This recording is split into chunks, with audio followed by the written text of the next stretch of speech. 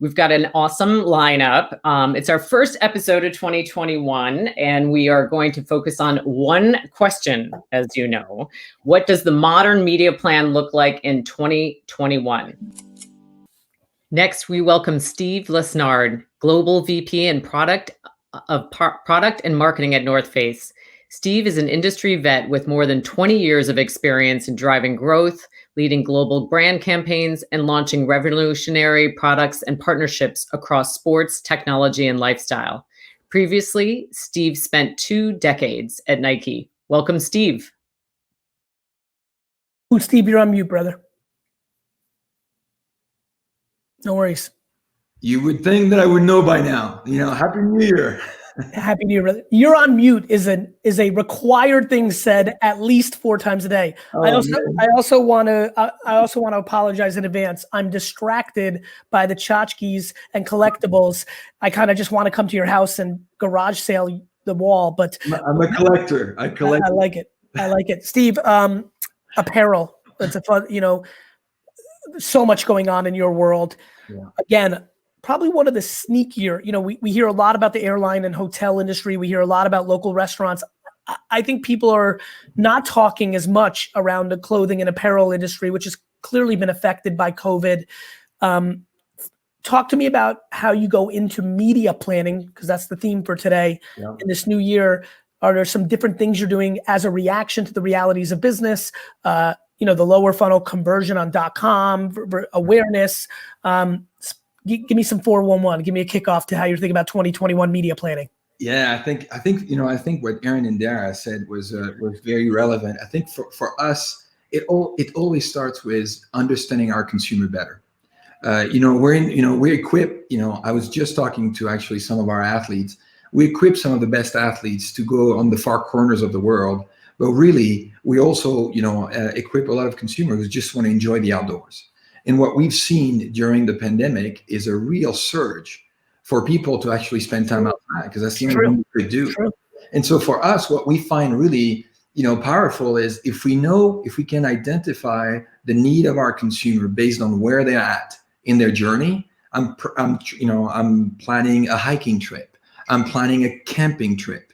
If we can actually, show up in their feed when it matters most with the right information, that has proven to be quite transformational for us. We've seen a massive hike of camping, of hiking, believe it or not, even snow sports. People have, have wanted to, spend some time outside.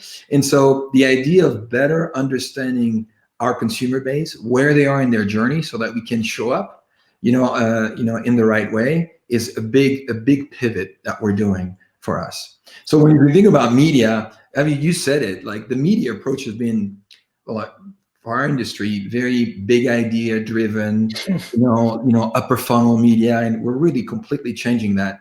The way we like to think about it is it's everything is mobile first, because in any consumer journey, and we have gearhead, we have people who really want to understand the product they're going to buy, and for the activities they have. So we want to make sure that through a mobile first approach, we can provide the right info at the right time in their journey.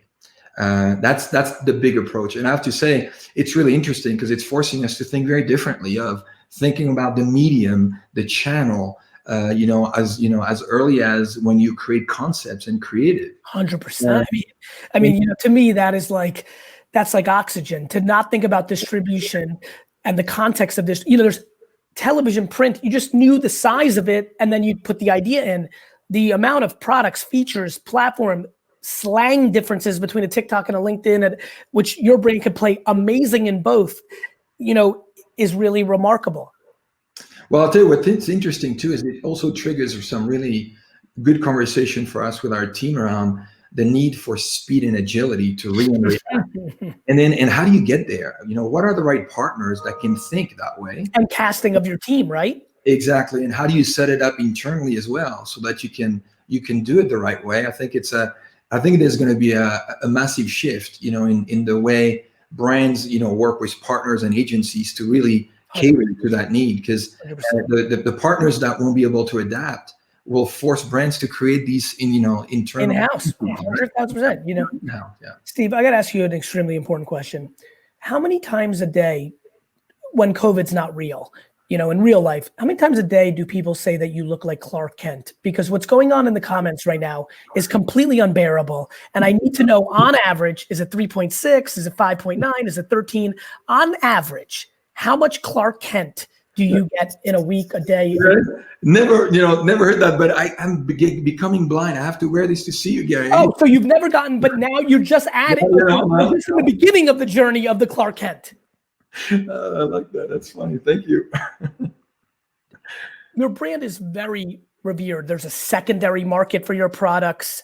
In this contemporariness and need for speed, it makes a lot of sense, right? Like, to me, that must be the big anxious moment that you're thinking through. Like, how do you get that there? Because the brand doing that perfectly is going to really succeed because it has so much equity in it.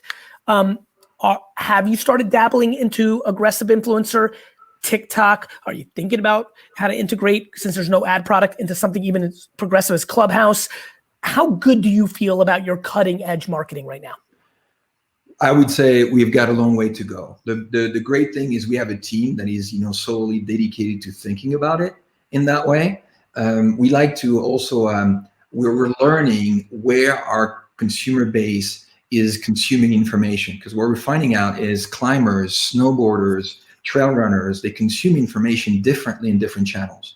So we're trying to to be a lot more savvy in the best way to present information in the right channels. I would say, Gary, we're just starting. The fun thing about the North Face is we're an outdoor technical brand. We made some of the best product, for the most extreme conditions. I was talking to Jimmy Chin, right before, talking about the next project that he has with some of our athletes, which is going to be mind blowing. But at the same time, we just launched a partnership with Gucci. Celebrating, our very first catalog in the 70s. So, the ability to understand who you're talking to, which audience you're connecting with, is really going to be critical for us, to be relevant and authentic moving forward. And so is Gucci, that to me seems like a 1 + 1 = 3. Do both parties come to the table in that scenario and feel that the crossover brings them equity into some spots that they may have less, and just becomes a beautiful, integration? That was the idea. When we talked to, when we connected with the team, the thinking was celebrating, our heritage in the 70s in the outdoors. And, Alessandro, the creative director, is fond of, that era, of the 70s. So literally a lot of the creative that you see, even the music soundtrack, comes from, the band that was rehearsing next to our very first store in the 70s. Is that right? Yeah, like all the That's products cool. that you see are actually really drafted from our very first catalog. So it's celebrating the outdoor, but also bringing a new point of view, a fresh point of view, to access to the outdoor. So that's one element. But obviously for us, right now we're about to launch a brand new innovation around trail running and light hiking, and understanding how you serve ultra trail runners who run 100-mile races.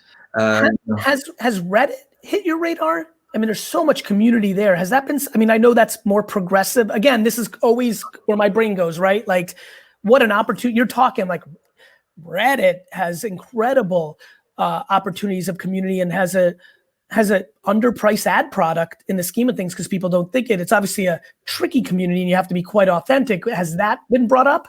Yes, we have. We're actually looking at this right now. You guys will see. We're going to make we have some partnership with Old Trail, and we're also going to be working with Strava to go after that ultra trail running community.